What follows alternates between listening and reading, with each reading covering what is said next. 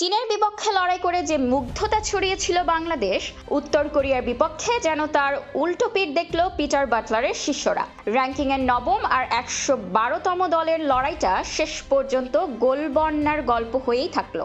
সিডনির মাঠে স্রেফ উড়ে গেল লাল সবুজের প্রতিনিধিরা। ম্যাচের শুরু থেকেই ছিল উত্তর কোরিয়ার একচেটিয়া আধিপত্য, তবে বাংলাদেশের ত্রাতা হয়ে দাঁড়িয়েছিলেন গোলরক্ষক মিলি। এমনকি ভাগ্যও ছিল সহায়। প্রথমার্ধেই তিনবার বল জালে জড়িয়েও গোল পাননি কোরিয়া।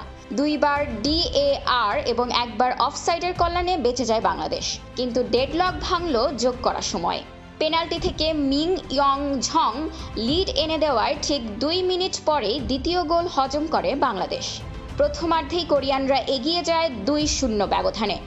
বিরতির পর যেন আরও ভয়ঙ্কর হয়ে ওঠে উত্তর কোরিয়া। মাত্র 2 মিনিটের ঝড়ে তছনছ হয়ে যায় বাংলাদেশের রক্ষণভাগ। 62 মিনিটে চা উন ইয়ং এবং 64 মিনিটে নিজের দ্বিতীয় গোলটি করেন কিম কিয়ং ইয়ং। 4-0-তে পিছিয়ে পড়া বাংলাদেশ ম্যাচে ফেরার কোনো সুযোগই পাননি।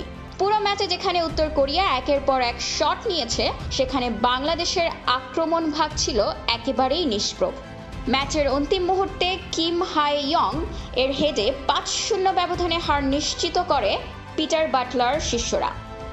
লড়াই করার মানসিকতা থাকলেও মাঠের ফুটবলের র্যাঙ্কিংয়ের বিশাল ব্যবধানটাই ফুটে উঠল স্পষ্টভাবে।